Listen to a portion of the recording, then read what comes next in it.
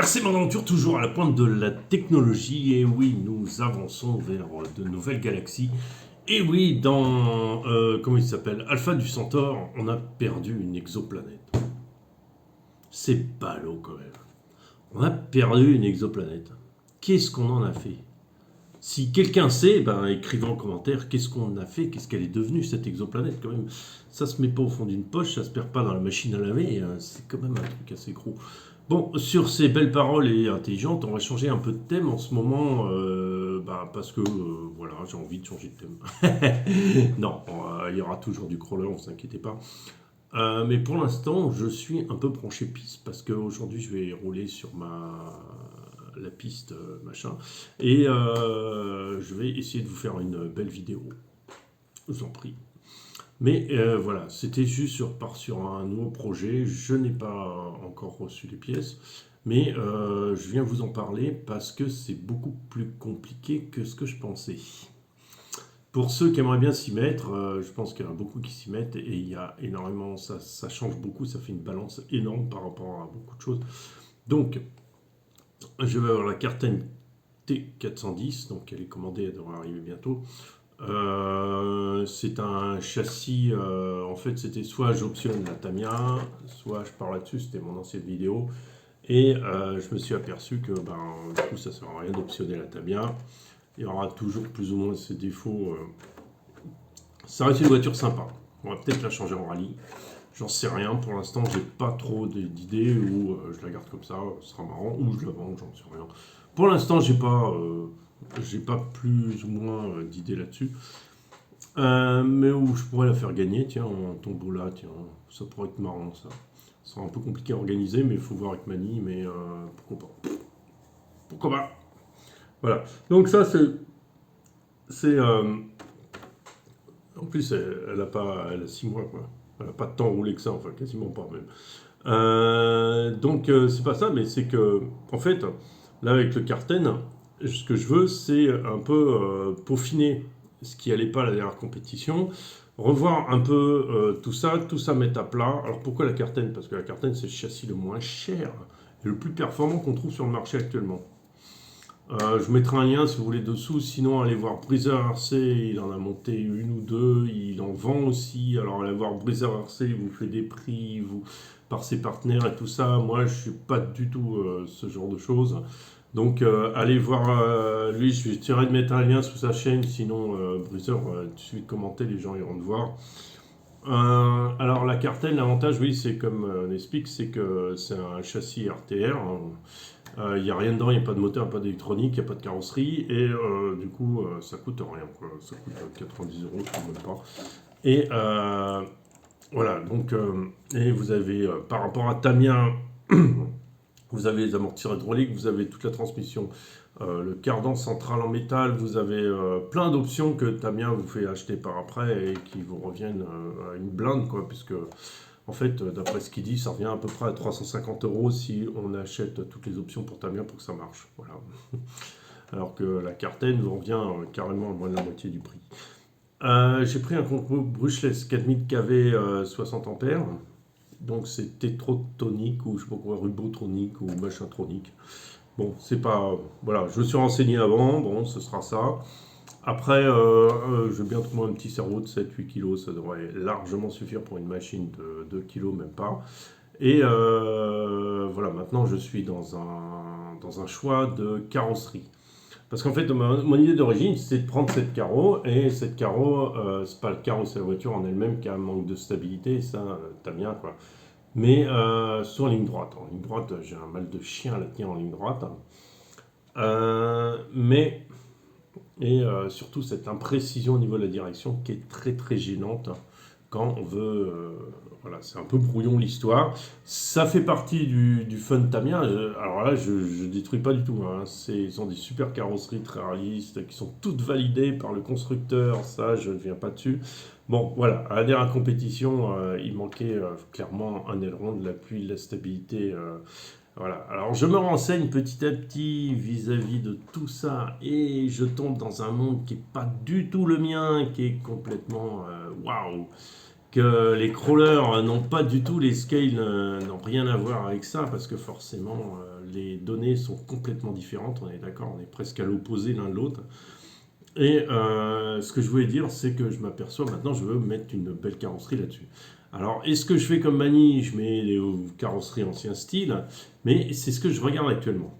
Parce que le but de cette machine, c'est qu'elle ira en compétition. Je vais faire la compétition en mode hobby ou open, je ne sais plus comment ça s'appelle. C'est juste histoire de participer avec mon pote, avec lui pour se marrer un peu. J'ai une voiture qu'il ne faut pas entretenir trop entre les trucs. J'ai pas envie de me casser la tête. J'ai envie d'un truc qui marche, qu'elle soit tranquille. C'est tout. C'est tout ce que je veux. Je veux pas. Je veux un truc qui marche tranquillou et sur lequel on peut mettre sur une piste et ça avance droit et ça tourne quand je lui demande de tourner. Mais en fait, dans le choix des carrosseries, c'est très très compliqué. Parce qu'en fait, même si votre engin il n'avance qu'à 50-60 km/h, on va dire ça, je ne sais pas du tout à quelle vitesse il va avancer. Et je m'en fous, bah alors, j'en ai rien à cirer. Si vous voulez, on fera des tests de vitesse parce que c'est très à la mode, ça sert strictement à rien, parce que c'est pas dans une ligne droite que vous allez doubler le maximum de gens, c'est en tournant. Voilà, donc sur un circuit. Hein. C'est souvent en tournant parce qu'il y a beaucoup d'erreurs, trop d'angles, trop de machins, trop de trucs, et c'est souvent là, c'est là où je rattrapais tout le monde en fait. Mais bon, à mon niveau, attention à mon niveau, hein, les experts, bien sûr, ont besoin de vitesse. Voilà, donc dans les carrosseries, c'est très compliqué parce que. Très compliqué, ouais. En fait, c'est un domaine que je connais pas. Donc en fait, la carrosserie, on est à 50-60 km/h. Je sais sur le vélo, par exemple, qu'à partir de 20 km/h, la seule chose pour laquelle on lutte, hein, il n'y a plus les forces de frottement sont quasiment nulles hein, par rapport à ça. On va lutter essentiellement contre le vent, contre l'air. Parce que l'air, on ne s'en rend pas compte parce qu'on vit dedans, il a quand même une pression sur nous de 1 kg par centimètre carré, donc 1 bar. Voilà, à la hauteur de la mer, hein, bien sûr, ça a été étalonné là-dessus. Donc, c'est pour vous voulez vous rendre compte que c'est une pression énorme. On le s'en rend compte rapidement quand on court, même s'il suffit de courir sur le visage, on sent bien la pression de l'air. Et en vélo, d'autant plus, on sent bien la pression de l'air sur le visage et sur la résistance, quoi, ces vêtements qui volent et tout ça.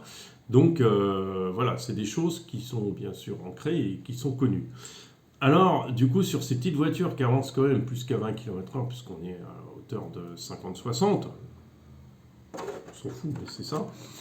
Eh ben, l'aérodynamique, c'est primordial. Toute la stabilité de la voiture, enfin toute, une grosse partie passe par l'aérodynamique. Et maintenant, on va trouver la carrosserie qu'il faut. Parce qu'en fait, les compétiteurs, qu'est-ce qu'ils font? Ils ont 3-4 carrosseries différentes. On va dire, allez, 2-3, allez, carrosseries différentes. Et selon le terrain, selon s'il est plus glissant, selon s'il est plus accrocheur, selon si ça, ils vont avoir une autre carrosserie. Et ça, je ne savais pas, je n'avais pas fait attention, mais c'est vrai. C'est vrai. Et maintenant, mon choix de carrosserie, donc je regarde chez Zoo Racing, pour ceux qui doivent connaître, qui font des carrosseries vraiment pas chères, avec vraiment adaptées pour ça, et voilà, qui donnent vraiment une stabilité à l'engin. Ils ont vraiment, alors c'est pas très beau, moi j'aime pas trop, mais c'est pas grave, c'est pas le but. Hein. On arrive vraiment à des choses qui sont très très abouties. Je sais pas du tout ça, quoi. Alors je découvre et c'est très marrant de découvrir. Donc voilà, c'est ça. Je voulais partager avec vous, c'est que du coup, même si on va avoir une petite cartaine pas très chère, pas très truc, mais ce qu'il faut, c'est que ta carrosserie elle t'aide. Pas qu'elle aille contre toi. Alors c'est bien d'avoir un ancien style, un truc ringard et tout, mais c'est antiproductif.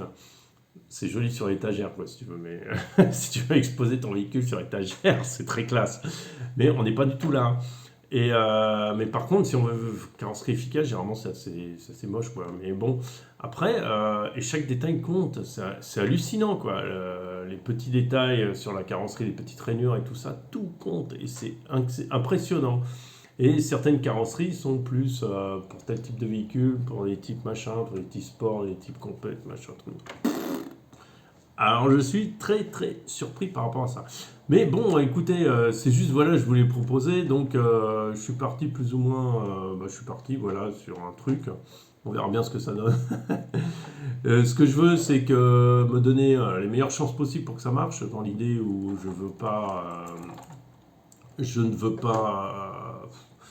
pourrais mettre ce que j'ai envie, mais je veux bien avoir un truc qui marche bien, quoi, qui vraiment me donne des chances. Enfin, tant qu'acheter une carreau, voilà, 20-25 euros, autant qu'elle m'aide. Elle peut être jolie, mais aussi elle peut m'aider, quoi. Voilà. Donc autant que mettre toutes mes chances de mon côté, voilà, c'est ce que je veux dire. Même si je gagnerai sûrement pas, mais c'est pas le but.